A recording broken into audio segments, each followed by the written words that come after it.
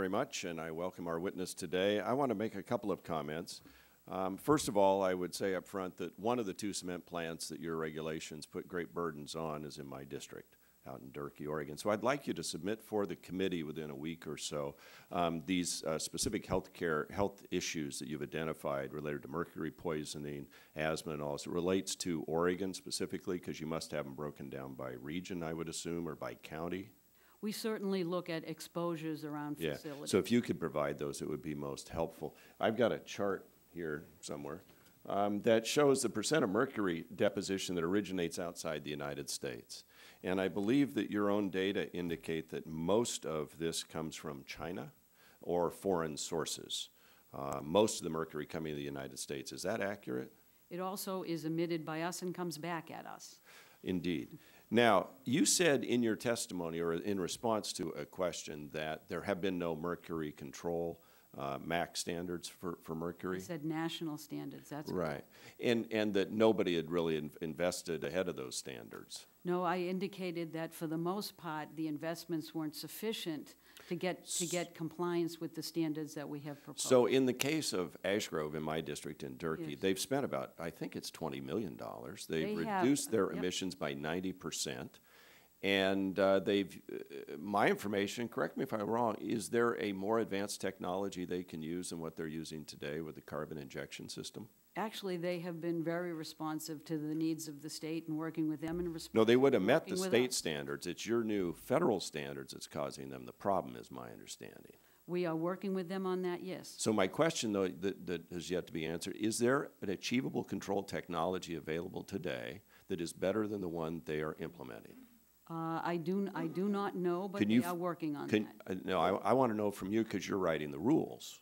Because the rules under the Clean Air Act talk about achievable control technology, right? And in the committee report in 1990 in the Clean Air Amendments, the House report itself on page 328 of Part 1 stated, the committee expects MAC to be meaningful so that MAC will require substantial reductions in emissions from uncontrolled levels. However, MAC is not intended to require unsafe control measures or to drive sources to the brink of shutdown.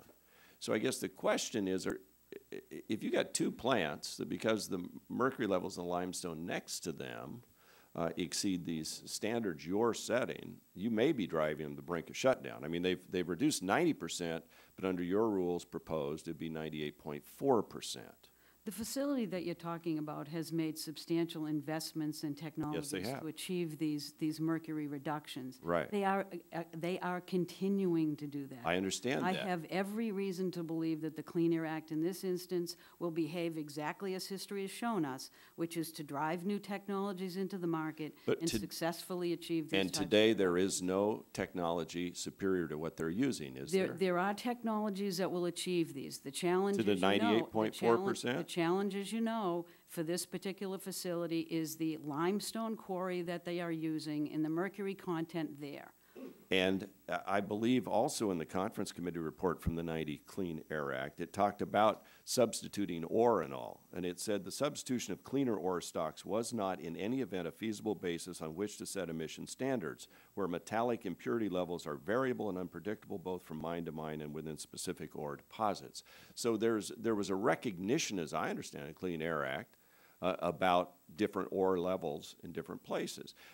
Here's the deal. You know, we're going to listen to the president tonight. And as Americans, we're all concerned about losing jobs. I represent a very rural district that's suffering enormously from federal regulation, whether it's on our federal forests and the 90% reduction in federal forest lands that, by the way, are burning. We can get into that whole discussion, what that does to health quality. Or whether it's this boiler MAC standard. I've got 3 letters, Mr. Chairman, I'd like submitted to the record from— Without objection. And these are about the uncertainty that's out there in the marketplace over your boiler MAC standards. While you have made some improvements, these companies in my district are saying we continue to have major ongoing concerns regarding achievability, affordability, and lack of accounting for variability within our operations for newly released rule.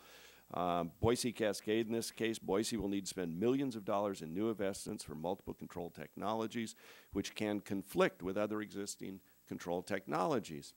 There's also an issue they raise about how they use every bit of the wood stream back into their facilities, which we used to applaud them for doing, no waste. And apparently, in some of the other rules that are coming out of your agency, they now would have to treat some of that resin that they now burn in their boilers as solid waste and put it in landfills and replace that with fossil fuels. I mean, this is why, and I understand, unless you're out there, you don't get this.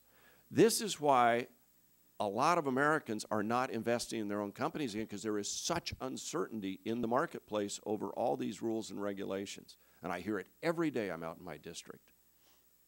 And my time's expired. Thank you, Mr. Walden. At this time, I recognize the gentleman from Texas, Mr. Green, for 5 minutes. Thank you, Mr.